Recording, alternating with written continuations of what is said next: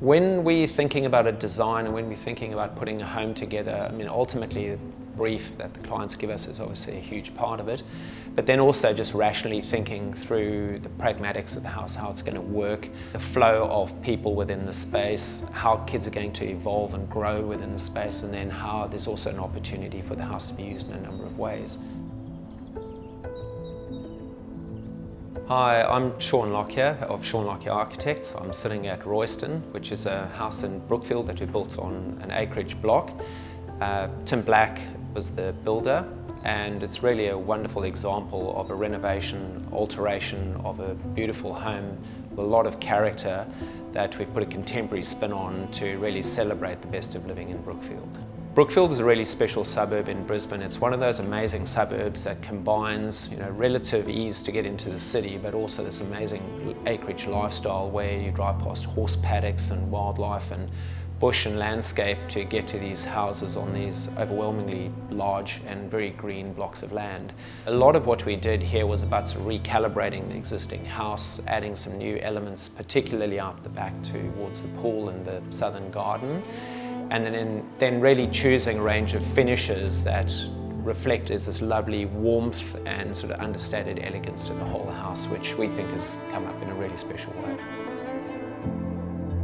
My name's Tim, the Director of Black Developments. We, along with Shaun and his team at SLA, have been appointed on this project for at least 3 to 4 years now. For us, this is truly a milestone project. We're not held by tight character zones, heritage, anything like that out here. We're left with a blank canvas to really let our imaginations run as wide as possible. When one comes into the entry of this house, there's a lovely clue about the garden to the south beyond, where there's this beautiful view through the staircase, which is adorned with all this beautiful timber detailing. But then as one moves into this main living space, there's this beautiful series of open pavilions that are open to the north and the south garden, and this sort of amazing sense of sort of thresholds as you come from the front yard, through lovely lawn, through the house, there's indoor-outdoor spaces, down into the garden, past the fire pit. And I think the sort of that sense of living in the country and this house being able to offer so many different ways to engage with the block around it, I think is something that's really special about it. And behind me is this gorgeous kitchen that then connects outside with this beautiful outdoor living room, which has the ability to be opened and closed so that you can really take full advantage of living on the southern side of the house when often there's inclement weather, and in winter when there's cooler weather.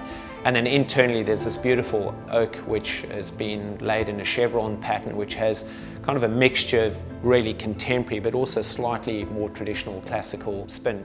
And then within the tiling there are these beautiful terrazzos, and those terrazzos are both in really neutral tones, but then there's just a slightly more playful edge where the sort of salmons are brought in. And there's an element of a slightly more trendy material choice within the house, but done in such a way that we think that there's a lovely timelessness to it. The garage was a pretty important portion of the design and the construction of the project. Our client made it fairly clear that he wanted to see his cars while he was mowing his rear lawn. 3/4 of it's glazed, 100 square metres, 3 double garage doors, polished concrete. We pretty much took up a lot of the general floor area that we possibly could fit around this house without taking away from the actual living areas. Pool brief was fairly blank and fairly open, so that's where Shaun's brain obviously started to open up, and we ended up with a pool that was cantilevered out of the ground. It's 12 metres long. So obviously, being in Brookfield, it's a fairly leafy and green area. So we've installed a one-of-a-kind submersible pool. Buoyance itself and floats out, closes up. When it's open, you wouldn't even know it's there. It's just underneath the step that you walk into. The main form of the pool is quite impressive. Standing underneath it, it sort of floats off into its own little form with the house just floating behind it. It really does speak for itself.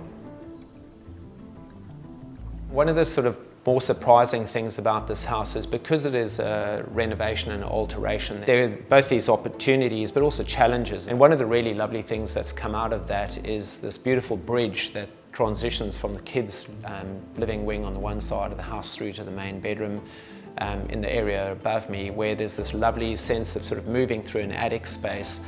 And that's adorned by these beautiful skylights. There's lovely landscaping cascading from that internal bridge, which kind of creates a really interesting but also unexpected element of the house.